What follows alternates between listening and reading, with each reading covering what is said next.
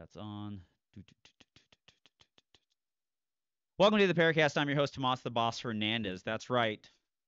Living. Well, the bed's not made today. Like, I'm not gonna lie to you guys. Truth in broadcasting. I'm not gonna lie. I didn't make the bed today, and the laundry's still in the dryer. Like, I'm not a perfect man, but I did get the chicken done. The chicken's done. The ground turkey's coming up. Like, I do what I can. That's all I can. My schedule changes every week. Joining me tonight, he keeps birthday cake in his back pocket. Sorry, I messed up that joke. He keeps birthday candles in his back pocket because that pants is filled with nothing but cake. It's Jared Stepp. I like the birthday cake better. The birthday cake in the back pocket I because it's just have more birthday cake. cake in my back pocket because he's a fat fuck. Because he's got that cake. I love the fact that we've decided that big ass is now known as cake. Like, true. Like, how do you get a big ass? Like, hey, you eat all the tres leches you can, and it goes It's there. just a genetic lottery, gentlemen. Oh man, You roll the dice, and if you roll well, it is dude. what it is. Tyrell Kelsey rolled natural 20s on that freaking genetic set. It was spray on the Levi's. The pants can't handle the back pockets. Uh, what what I'm having a hard time handling, well, not more handling is better. The W74 tungsten guide rod for the Beretta 92. Ooh. Shiny, pure. Few more ounces up on the front of the gun, and it really, like, when you stick the 15 round bad boy in there, like, it's really getting it like a decent pivot point, like right at the trigger. And so it's a pretty fantastic little add-on there. And, like, customizing the recoil spring on the Beretta. Like, the Beretta 92 is already so damn smooth, but, like, you can really start playing with the freaking gun and getting it as soft as possible. So I am excited about that. Listen, And all I'm going to say about Berettas is I've seen a handful of people shoot Berettas these last couple weeks at matches and at classes and a variety of things. And it's always hilarious because their first shot on target is just fucking shit yeah, every single time. Just wonk off to the left, right, up, down, all sorts of places. And then once they make it through the double action, they do great. yeah, I mean, like, the single action is not too bad to sit there and screw around with. The double action, like, for anybody who's looking at shooting an actual true double action pistol, Ernest Langdon did these old videos. You might be able to still find them on YouTube, called "Do Not Fear the Double Action" or the double action shot. And the basic principle is, like, what a lot of people forgot, like, with shooting revolvers. Like, imagine that, like, the entire national police force and FBI were all shooting double action revolvers, and, like, how to Would qualify there them. be more or less minorities dead? There would probably, well, I don't know. As the racism went down, the triggers got better. Um, Hmm. but Hmm. all right, we're canceled. The so as far as that, the uh the trigger positioning on there is like having it up to the first knuckle and then rolling smoothly all the way through in one stroke, and not doing the double action staging of the trigger. Like, if you just kind of do those principles and keep your hand tension fine, like, that's the way to pull a double action trigger, is just like all the way straight through. But even when you teach it, like, you talk to people about doing it, like, just grab that thing, grip hard, rip straight through that trigger, and it'll be fine. And you tell people that, and then they pull that gun out, and then they start, and then bang, sending that thing off, and then they're like, ugh, and then they keep shooting it, and then eventually what they do is they go, man, I don't think I shoot this pistol well, when possibly it'll be the best pistol they could possibly shoot that fits their hand and does everything that they want it to do. Or you just say, it's okay, no one shoots this pistol well. No, you can't say that. There's plenty of people who shoot the damn pistol well. You just have to do it. But everybody wants the $6,000 easy button. And as Jared has made plenty of $6,000. I want the $8,000 easy button. What's the $8,000 easy button now? I was at Shields earlier today, and they just got the new Terran Tactical shit there. So they have Shields. I don't know why or how Shields has become this, but they literally have just stacks of Atlas, Artemis, Athena, Erebus, whatever. And then on top of that, they have a bunch of these brand new uh the Terran Tactical, Pit Viper, Sand Viper, and it's just not just one. They got a handful of them. That's And crazy because it's that means that the shit's selling. The, yeah, the shit's selling. $7,500, $8,000, $8,500. And I was just like, "Can I see that?" She's like, "Yeah, sure." She pops it out. These are great. She just gives it to me. I'm just like, "This is wild." Yeah, like what's wild is like I remember seeing like a Wilson Combat CQB in what was it, Turner's Outdoorsman when I Hmm. was 21 years old. And you know that $1,700 pistol, you know how long that thing was there? The entire time I went to Turner's Outdoorsman, no one bought that thing because it was $1,700. And now, uh, like, you go there and it's just like, well, that's okay. Like, Now you can get a Beretta for $1,700. yeah, well, you get people are gonna make stuff that costs that much. But like, I had a friend, and like, she has a friend, and she's just like, he says that you should get a staccato, and I'm just like, oh Mm-mm. no. Like there's like the beginning people are just sitting there is like, you know what I need is a staccato. Like thank God for the Hunter Constantines of the world who are singing the praises of the M&P and trying to get people to shoot polymer framed like Mm. light guns like that. But man, yeah, it's Shields. I don't know the Shields up there in what is it, Sandy? Is that Yeah, where it's at? The Shields in Sandy, Utah. I don't know. Like you can tell just by the real estate prices that Utah's officially come supremely bougie, and now everyone's walking in there like that, and it's just like, okay, it's bonkers. It's nuts. But I lusted after it for a little bit. I didn't buy it though. I want to, well but that's good. I didn't do it. I didn't do it. I'm trying to be an adult, Tom. I'm trying. I'm trying. I'm trying. That's why I set all my expectations for handguns so low at about $500 or $600. So, speaking about low expectations on things, the VP9, I got an extended magazine release like that because the freaking magazine changes are starting to, I don't know, what would you say, damage my soul. Like it Mm, feels like someone's trying to take my soul out of my left nipple. And so mm, what I'm going to do now is I got this extended magazine release, and I was thinking that it's not long elongated because if you have it too long, then it would have like holster fitment issues, just because the way that the VP9 is set up with the trigger guard magazine release.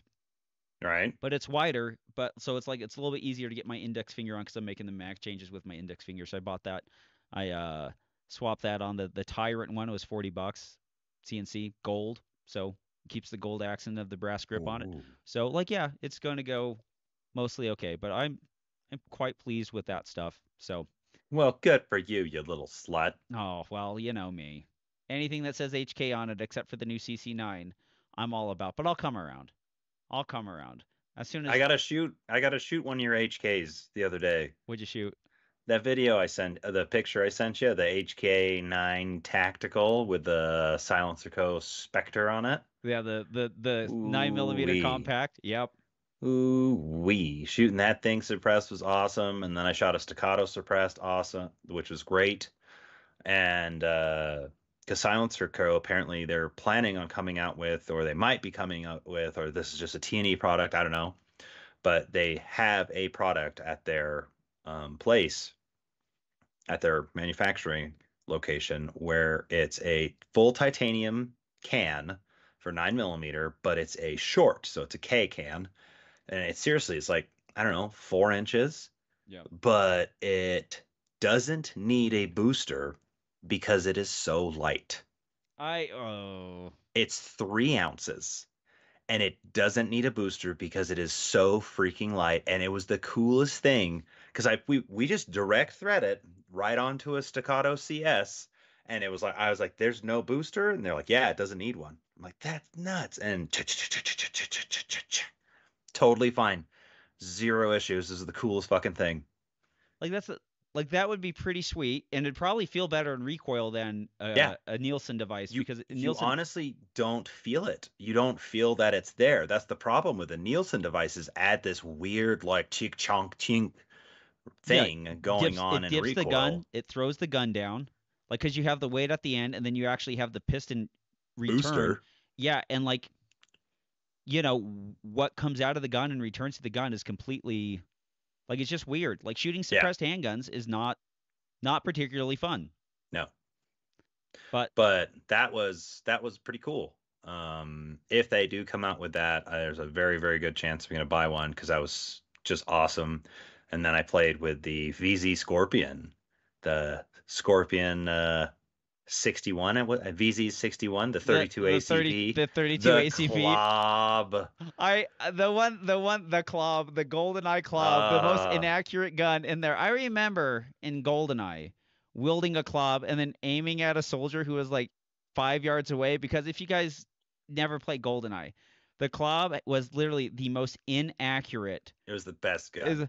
I remember this to this day, like my little 14-year-old brain as I'm playing GoldenEye, aiming at like a Russian guard's head on that snow level and shooting it and having it miss right, miss left, miss up, and then he turns around and starts shooting me with his AK when I'm on like double O agent difficulty. It was so stupid. But those things, the one thing I feel like that I love about that is there's paratroopers issued with the VZ61 when they're like, we got to put you guys behind enemy lines and we need you guys to kick ass. Here's your 32 ACP.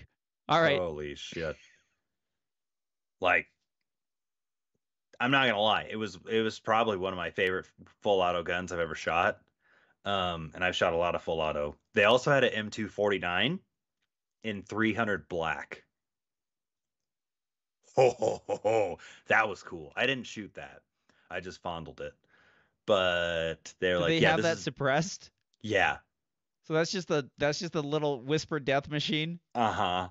It was one of the coolest. Like I saw that, I'm like, oh, that's fun. They're like, guess what caliber it is? I'm like, 5.56, and they go, it's in 300 blackout, and I go, oh shit, that's Yeah. awesome as fuck.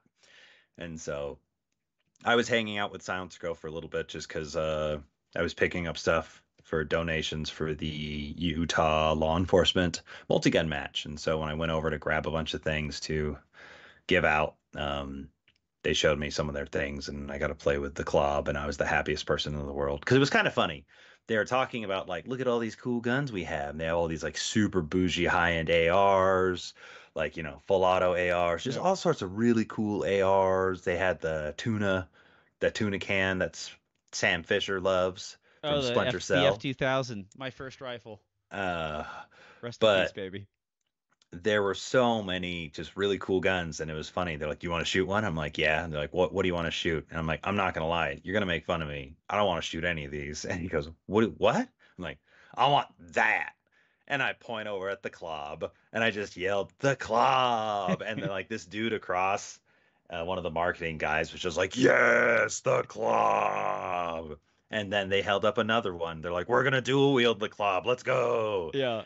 Then we ran downstairs in their basement and just started doing mag dumps, dual wielding clubs, and it was the funniest thing. And I'm just like, dude, this is the good time. Like there's something to like there's something to be said for what those guys were actually thinking back in the Cold War. It's like give us a light caliber that we can hold on target. That's a bullet holes that's It's tiny. honestly very, very controllable. You can literally shoot. That's the only full auto gun that I've ever seen that you could actually dual wield them. Yeah, they're just little I hoses. I was 3, 4 yards away from the target, dual wielding, and they all hit the target. I mean, and it's a maybe a computer size screen, Yeah. target. And so I mean it wasn't wonderful accuracy, but it all hit, and that's dual wielding. And so I tried actually just actually shouldering it because it has the little wire stock on there. And weirdly, I felt more recoil with the wire stock tucked in and actually holding it correctly than I did just holding it one-handed with the Yeah. wire stock folded in. And it's just like, this is an odd gun, man. And they're Yeah. like, yeah, dude. Yeah, like 32 ACP is like when you want to make something in 22 at 22 so damned unreliable and so finicky that you're just like, okay, let's get a centerfire cartridge in there and let's keep it tiny. And then like, well, we're not going to use 25, we'll use 32 ACP. And then they use 32 ACP. And like Man. it's pretty awesome. Like I want a PPK in 32 ACP. I know it sucks. I know it cuts up your hands. I know the recoil's Right. terrible. But once again, the history of the Klobb. I've, you know, I probably put more You need uh it for the vibes. the video game bodies in the dirt using the PP, what do they call it? The PP7 and Yeah, the GoldenEye, PPS or the PP7 the or whatever. PP7. Yeah. So like I just, you know, why if you're already half dead, why not relive the first half of your life then make plans for the You second know. half of your life? I Now just I just not I gotta find a Moonraker. Watch Jaws come out of the corner. Remember when you play GoldenEye Uh, and Jaws would come out on that Moonraker level, and you're just no, like, the oh shit, it's Jaws. the Get big him. problem was Odd Job because you couldn't actually aim the gun. You couldn't actually aim because Oh yeah.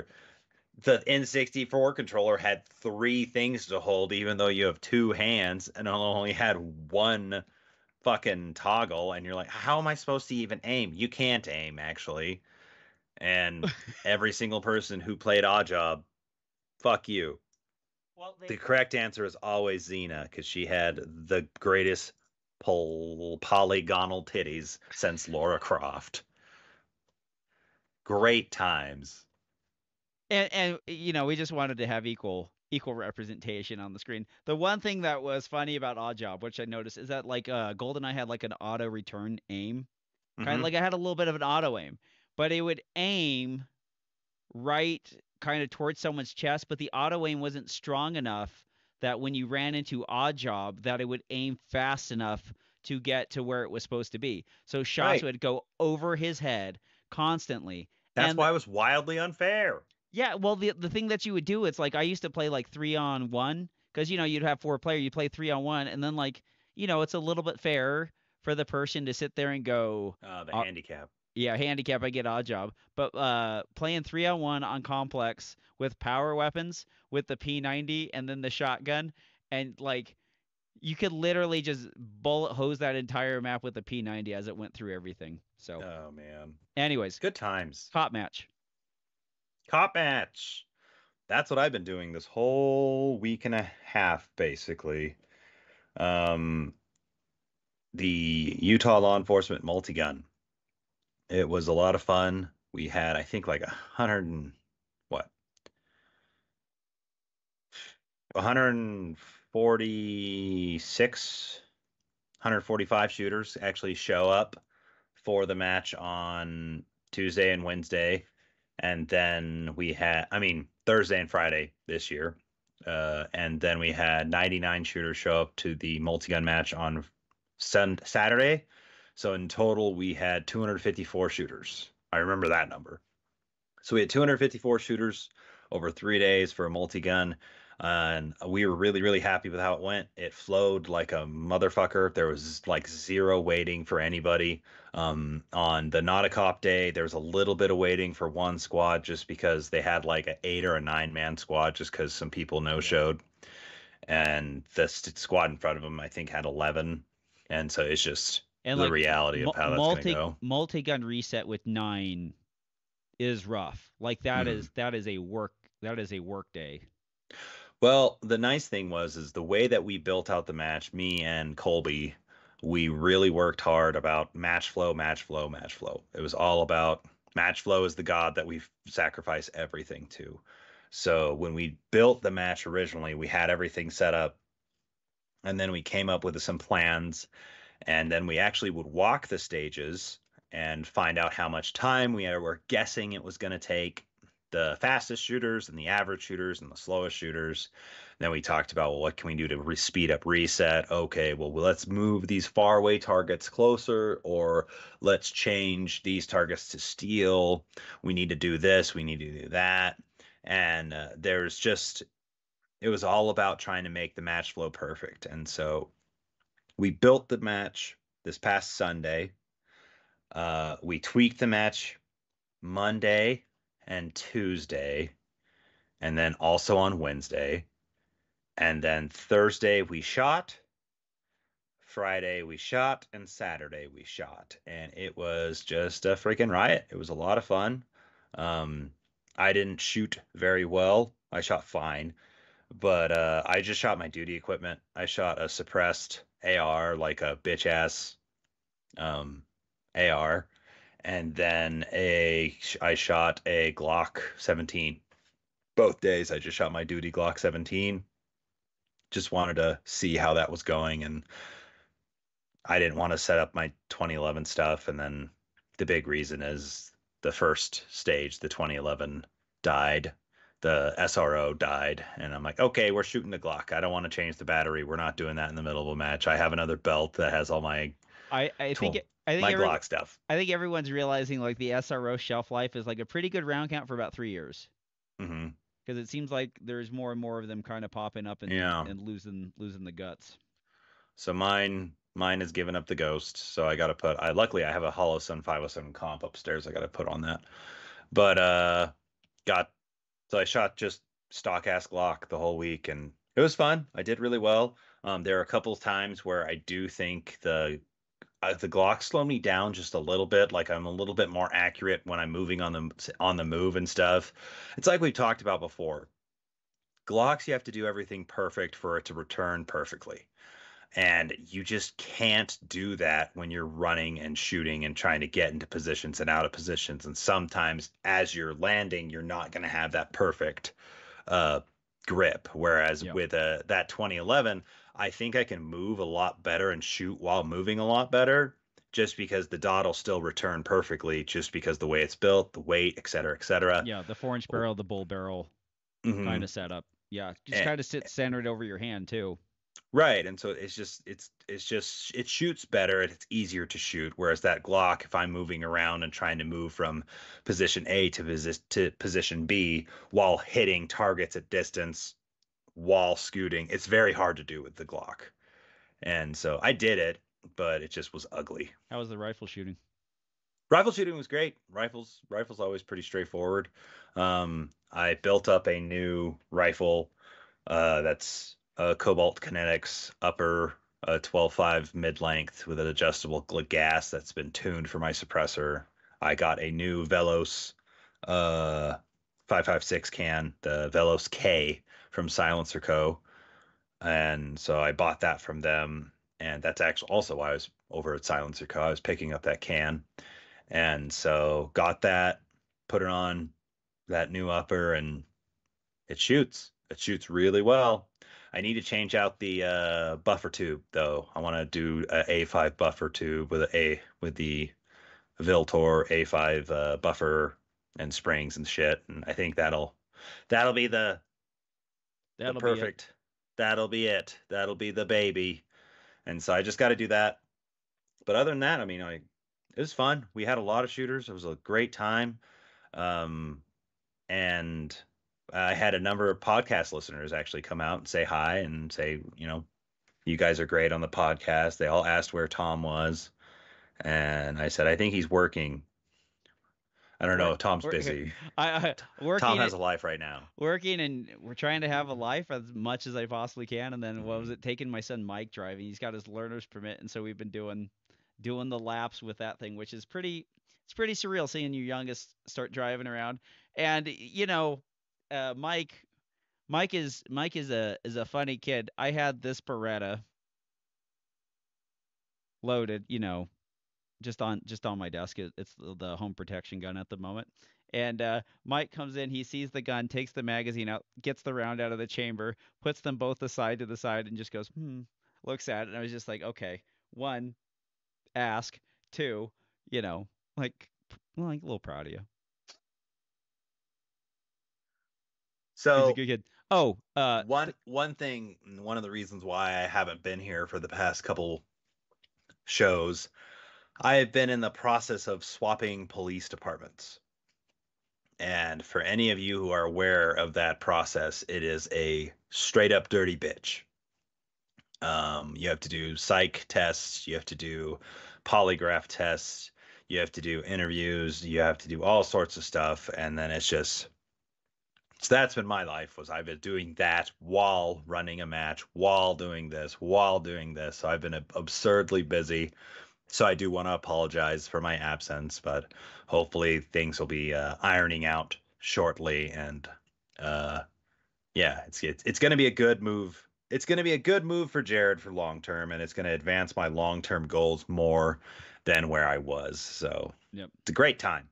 No, good for you. Like we're very proud of you, Jared. You've really kind of showed yourself to be an upcoming and good young man with decent morals and Slightly characters. with slightly racist tendencies, Slightly, but like you get somewhat of a pass. but I'm Asian, But you're so Asian, you get somewhat of a pass. Me, you can't see the Hispanic in me. You can't see it. What unless there's a Hispanic dude behind you aggressively. 7-Eleven bathrooms, baby. Anyways, We'll talk a little bit more about the match and some of the stuff. But at the match, there's probably a lot of guys running them Dominate Defense belts. Check them out. Dominate Defense. Use promo code PARA10. Save 10% off your order. Check out American Operator gear with the concealment belt and use the same promo code and get the same discount. Also, you can check out Rune Tactical. Get a +1 in your follower. Sorry, a +1 follower for your magazine and bring that magazine count up and have that tool for those stages where a couple pieces of steel makes you get a reload, and that way you're going to be just fine with the Rune Tactical follower. And Springs Hunter also. Constantine. Oh, sorry. Go ahead. Hunter Constantine, he actually donated a handful of those belts because they're the same belts that Yep. he Yep. does and Dominant makes them for him. But he donated a handful of those belts, and that's the first time I've been able to actually like hold one and play with it. Because my inner belt is the same, but it's the old model, and I was playing with these new ones. I'm like, these new ones are nice. Yep. These look great.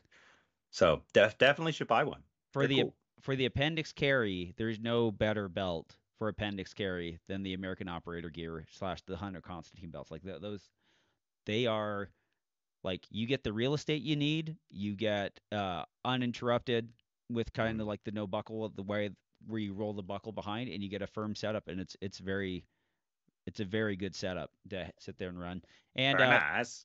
W74 guide rods, add a little bit of weight to the front of your gun, add a little weight to lots of parts of your gun, including weighted tungsten batteries and all that jazz. Like, get that gun to bounce the least amount as possible. Check them out, W74 guide rods.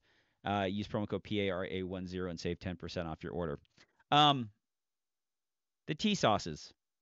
Tell us Yes. about the tea sauces. Oh, they're beautiful. So every year, typically how matches go, I don't know if you guys are aware of this, but you try to get as much sponsors as you can. You try to get as much money as like product donation as you can.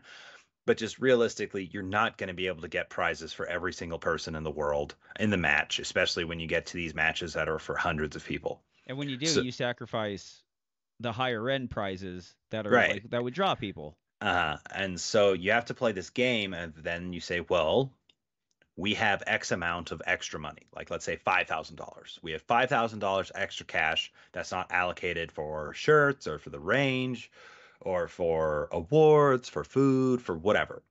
Because there's all these back end processes that we have to pay for, like insurance. Didn't know that was a thing. We have to pay for event insurance now, which cost a absolute shit ton. So that sucks. But the hard thing is you as match director have to decide, well, what do I want to buy with this $5,000? Do I want to buy lots of little things? Do I want to buy big things? Do I want to get red dots? Like Holosun red dots are cool. Everybody likes those. Or I can buy mats. I can buy axes. I can buy bags. There's all these things that you can buy. And a lot of times companies will buy matches will buy like SIG P320s or 22 pistols or shotguns or Yeah. some relatively The, cheap firearm between the cost of about $300 to $400, and then they'll buy like 5, 6, 7, 8, 9 of them and give them out. Um, I found T-Sauce had this big sale with Palmetto State Armory where they were selling these 1911s, the GI A1 1911 models for I think it was like 275. 45 ACP. Yeah, it was the OG 45 ACP nub sights, like just a shit ass 1911 from 1911, and The same they were the same gun beautiful. John Dillinger got shot with. Like the Exactly. history. So I bought 5 of them, and we gave them out at the match. We gave one away to the staff. Uh, we gave one away to the staff. We gave one away to the builders, actually. So on build day, everybody who came out and helped, there were about 20 people. We just, at the end of it, we said, all right, count off. We're going to do a random number generator. Whoever this lands on gets to leave with a T sauce, and we're going to do it again, and whoever it lands on gets to leave with a Vortex Defender ST optic. So we gave away some of those to staff, so that was cool. And then the main match, we gave away a bunch, the rest of them, and then we gave one away at Nauticop, And so it's just fun. It was everyone was super jazzed about it because everyone's super excited, and it was a really good buy, I think, because think about that. I think everybody would actually like to have a 1911. Everybody would like to have a GI 1911 because they look just like them. Like they have the shitty The, Parkerization Cerakote where it's like this grayish green phosphate finish yeah, thing. they're slick as hell up front. They got enough Hmm. bite on the rear sight. I mean, on the rear serrations to sit there and grab them. They got like this spurred hammer that's going to tear the crap out of all the fat hands in the world, Uh-huh. you know, or all the beefy hands. My hands are perfect 1911 hands. I just want to let everyone know. But like the other thing, All the men, anyways. all the, but the cool thing about that gun is like if you wanted to tune that up or learn how to like put parts in and stuff like that, or like Hmm. get some like 20 LPI files and like a jig, like you can really do something with something like that because like the cast slide and cast frame, forged frame and forged slide, excuse me, and then like the barrel, like and especially in 45 ACP, like those things will last Right. freaking forever. Well, Blake, our local gunsmith from Denali Firearms, Blake, he was playing with them and he's like, dude, these are fantastic. He's like, these are absolutely awesome. We might start going to these for the state match just because like these are so nice and so tuned and like this is great. This is a great starting platform. This is a great in general platform. And again, it's like, what would you rather get at a prize table? Like a P322 pistol, a little 22 LR, a Taurus 22, A Charter Arms Bulldog or something like that. yeah, Yeah, a like it's Charter just Arms Bulldog, a SIG P320, or a TSOS 1911 and 45 ACP. And everyone's going to choose that 1911 A1. yep. Well, Every single person. the other thing that's nice about those too is like every single model line that they come out with, they have one in 9 millimeter as well, Hmm. and they work, and like they have stuff that's like the 1911s, like not even the A1s, like the Right. World War I 1911s, and so like you can get With a the lot of cool flat things. mainspring housing and the good trigger. The long shoe, yeah. There's a lot of kind of cool stuff that you can sit So there I'm and gonna get. I'm gonna try to reach out to them and we'll see if we can get them to actually sponsor us and like proper instead of me just buying their shit. I'd like to actually have product donations because the handgun matches could gonna. I'm starting planning that. That's gonna be in April. I sent the event application in. It was tentatively approved, so that's gonna be April 15th and 16th will be the cop match, Tax day, baby. and April 19th will be the not a cop. So if you guys are interested in coming, it's gonna be actually the largest match in Utah. Um, We'll see if it beats nationals. I was talking to somebody and they were saying that the nationals at SUPS is going to be capped at 441 shooters. And the cop match will, if you count the cop match and the not a cop, it's going to be 506 shooters. And they sell out. So we might be the biggest match in Utah with beating nationals. And that'd be really cool. That'd be fucking phenomenal. And so we already beat uh, state this year. We had between not a cop and the cop match at the handgun match, we had 400 total shooters. And so that was really cool. And that was by far the largest match in the state of Utah. So we're going to see if we can break the 500 number this upcoming year. And it's going to be great. It's going to be fun. I'm excited. No, I'm excited too. It sounds like a nice little jaunt with the Beretta 92 to sit there and go shoot that or go attack with the VP9. So if you guys see that posted, just make sure you hop on it. Like it's literally the best match you can shoot for the money, and like it's even better for a lot of Well, matches you pay 2 or 3 times for. yeah, because I think this year I'm gonna do the cop match is going up just a little bit. It used to be 65, now it's gonna be like 70, just $5 more. And then the same for the Nautica Cup. I think it was 80 this year. I think it's gonna be 85. I'm also I'm also looking at possibly doing because we have time because the two cop matches are Tuesday and Wednesday, and the Nautica Cup match is Saturday. So we have Thursday and Friday, Tom, and it's built. It's there. The bones are there. I could do a PCC match that day and just say we're just gonna shoot PCCs. Oh my gosh. Then like that's gonna be coming out of the woodwork. Like all the creepy PCC guys, they're all coming out of the woodwork. What? A PCC only match? And then you're just like, and two Hmm. shots per. And then Yeah. they go like, oh wow. And then you go like, and we moved the walls away so you guys wouldn't destroy it. Like that's You just know a, how much fun that would that's be? a PCC shooter's wet dream. Like granted, like you think we're gonna lose sticks on the cop match and the not a cop match, you're losing some sticks with the PCC bros. That's why we pay the club. It's okay. But I've been That would be thinking about it, I got a and that PCC. I would love to you'd go be shoot. down. I would love to go shoot a freaking MP5K for 400 rounds. I would love it. Oh, it would It be so much fun. it would be a lot of fun. And the other thing too is like if you build that match, you make it like a 3 shot per. Like make it a 3 shot per target. That would be a freaking riot. Well, That we could do. There's a number of things we could do, but it wouldn't be bad because it's like no, all the you don't have to worry about barrel dumps. You don't have to worry about the steel. Like everything's the same. It's all just 9 millimeter, and so 9 or 45 are pistol calibers. Yep. So from the purpose of the match, it's like no, this is the exact same everything. Yeah. And so I think there's a very real likelihood I might do that. And so I might do that and get more money for the cop match so I can buy more things Yep. And that's because awesome. I have issues. Like there's 2 whole days I'm not using this thing that we worked so hard to build. Why You just shouldn't we use it? Jared's running his own corporation over here. Let's get this going. Let's get this going. Chop chop. We got dead Oh, time. We need the monies. But that, no, that's freaking awesome, dude. Like you've really become one hell of a match director, and going out there and putting up these matches and like, you know, ba- yeah, bad yeah. decisions, but it's fun. One day the kids will be old enough to be nailing in spikes, and you'll have them there, just to get the daddy kid time with them.